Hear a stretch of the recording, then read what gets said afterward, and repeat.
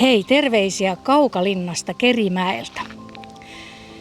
Täällä on alkanut VIA-akatemian 18. kesäakatemia. Kaukalinna on vanha pappila, joka on kunnostettu VIA-akatemian ja VIA ry:n käyttöön.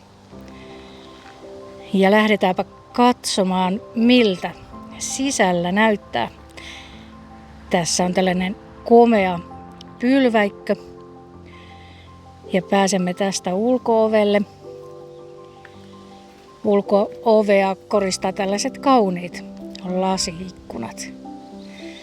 Pääsemme sisäeteiseen ja siitä edelleen ovelle, joka johtaa opintosaliin.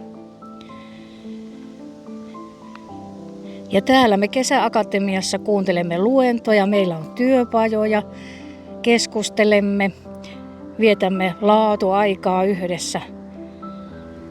Ja tästä me pääsemme sitten katsomaan osaa taloa. Meillä on kaunis kuisti, josta on hieno näkymä puutarhaan. Ja täällä kuistilla on ihana hyvässä hengessä nauttia aamiaista, lounasta, päiväkahveja, päivällistä ja iltapalaa.